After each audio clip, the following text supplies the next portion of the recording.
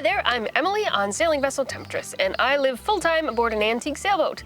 Before I moved aboard about 5 years ago, I wish somebody would have told me that all my stuff was going to get wet, all my bags were going to get mildew spots on them, and all my zippers would break very quickly, because I would have been much more intentional about the types of bags and containers that I moved aboard the boat with. So today I'm going to go through some of the bags that we use, some things that have worked, some things that haven't worked, so that you can make better choices as you're preparing to move aboard your boat or live in a marine environment.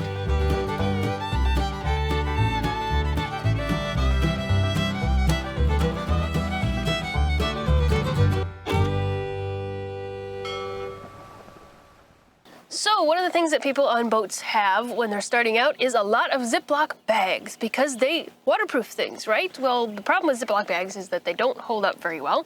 They get rubbed and thin and they break. And the other thing is that they trap moisture inside of the bags. So if you have any sort of humidity in the air, you're going to trap moisture inside and you're going to get mildew spots and mold in the bags, and that kind of defeats the whole purpose of using them. So while we do have some Ziploc bags aboard and we use them to organize little things in drawers every once in a while, we don't rely on them for big stuff. So the types of things we need a bag for on a boat are to carry things around with us, to organize things aboard the boat so that we can find them in a small space, and to protect our stuff so that it doesn't get wet, doesn't get busted, any of those sorts of things. So carrying, organizing, and protecting our stuff. So first off, let's talk about carrying stuff. When we leave the boat and go out into the world, we've got stuff in our dinghy, we've got stuff maybe in our pockets and things like that, but it's nice to have just one bag to go to and grab. What I carry around most of the time is this, it's kind of like a wallet, I guess, on a string. I've replaced this string with paracord, but I got this on Amazon for pretty cheaply, and it's big enough to carry my cell phone, my sunglasses, and some cash in it, maybe a knife, just a few bare essentials, and it kind of expands the more you put in it, so that's worked out really nice. It's a artificial leather, and it wipes down, and it hasn't gotten really moldy. It has a little closure, I guess you would call it, in here, and I've got our tag that I put on most of our stuff that has our contact information in case I leave it somewhere. So that's pretty good for most days going into town with nothing in particular to do. Now, if we're going into town for any prolonged period of time or going out of town and we might need certain things, I will bring this bag, which is a travel-on bag, I guess. It's the closest thing to a purse I've ever owned. I've never really had a purse.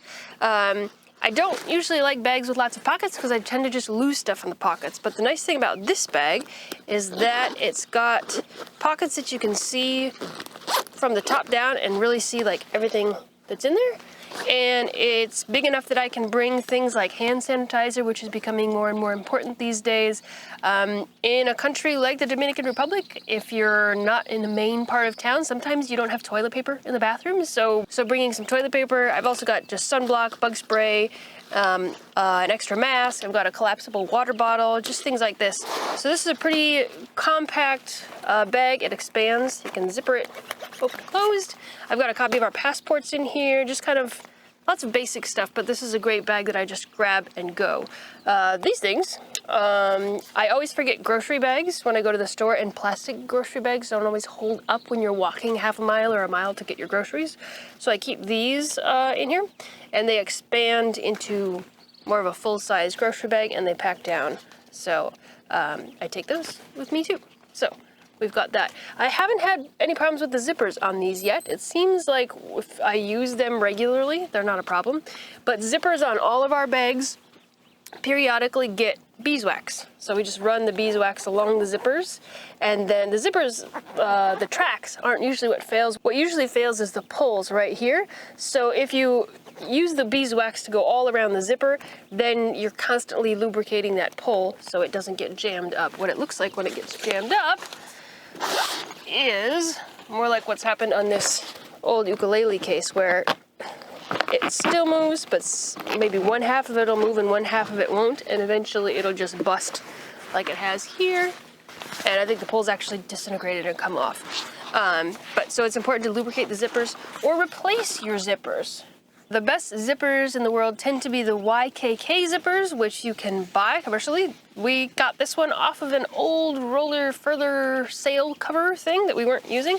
So we have a lot of it aboard the boat, and a lot of it.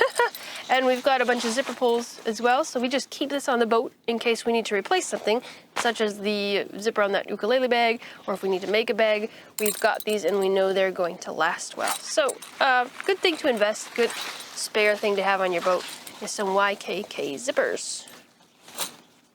If we are getting more than groceries in town, this is our main backpack, and it is a really great backpack. I think Clark bought it 10 or 20 years ago. It's a Blackhawk, I think, military style backpack. So it's got all these places for mollies, I guess they call them, where you can clip other things on it, you can put a label on it. But it's a really rugged backpack. It is all full of mildew stains, but you can't really see it because it's the perfect color. It's the color of dirt. And this is a great way to carry a large amount of stuff, whether it's groceries or packages we've received in the mail, anything you need. So having a really good backpack is important, especially one that is comfortable and has good straps on it. So that would be kind of like level 3 of leaving the boat and going off into town to do something, the cargo carrying backpack.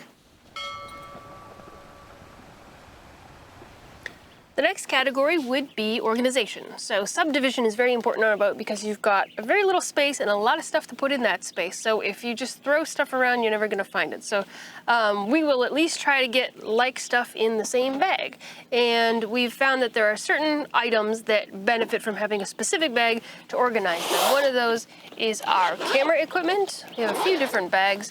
This one stores our batteries, and we've got cables and microphones and other things in the other side.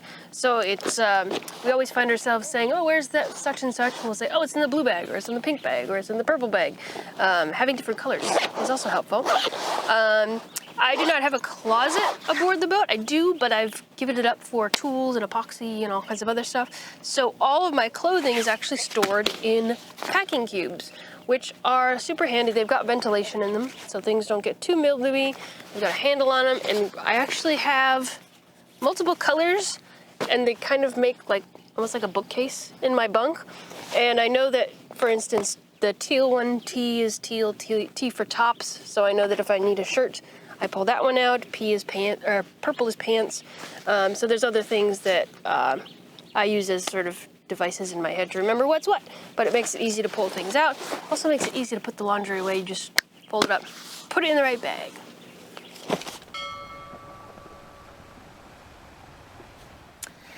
After organization, we have protection. So we have some valuable things on the boat that we want to make sure don't get wet. Some of those things we take off the boat frequently, so we want them to be relatively waterproof. For example, we have guitar, ukulele, some other instruments aboard the boat, so we have special cases designed for those things. Although we have designed some of our own things for our bass guitar. We have a special one that has no zippers on it at all, and it's more of a clip-over style, which is similar to something else I'll show you in a minute. But instruments, we also have an Oculus VR headset that we recently got, mostly for exercise and fitness purposes, but that has its own special bag that is easy to carry. If we were to go on a plane, this is good for that. It's got a charging cable in it, so bags specific to valuables and devices are good. The last type of bag I want to talk about in the category of protection is dry bags, or wet bags, or whatever people call them. There are brand name specific names for them, but we just call them dry bags. This one's made out of PVC, the same thing that an inflatable dinghy would be made out of, and it is made to be a ditch bag. In our case, a ditch bag is what we would take if we had to abandon ship, if the boat was going down, we were getting a life raft or something like that. So that it's packed with all kinds of survival on a life raft stuff. If you want a video all about that, leave a comment below and we'll make one just unpacking our ditch bag, maybe looking at our life raft too. But the thing about these is there are no zippers to fail. They usually rely on these clips, sort of like what is on a life jacket, and they roll down. So you can put anything in there and roll it down, clip it, sometimes double clip it, and there is no water getting in there, although if there is already water in there, it will stay in there. So that's one trick about these. If you have a lot of stuff in them and like if you take it to the beach and you put wet stuff in it and you bring it back, it's gonna be really gross when you open it up if you don't open it up right away. So keep in mind that if it's waterproof from the outside, it's waterproof from the inside too.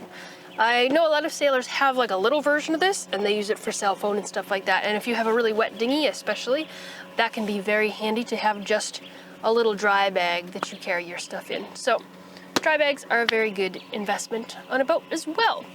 That's about it for bags today. I'm sure I left some of them out, so if you have a favorite bag you want to recommend to other sailors or people who are getting ready to go off sailing, if you have a storage solution, leave it in the comments below. I will add some of these bags to our Amazon shopping list so they're easy for you to find if you are interested, but shop around. There's probably better prices on eBay or somewhere else. And yeah. I hope you are having a great day wherever you are, living off-grid, living on a boat, living your intentional best life possible. Thanks to our patrons who made this video and all of our videos possible. We appreciate you.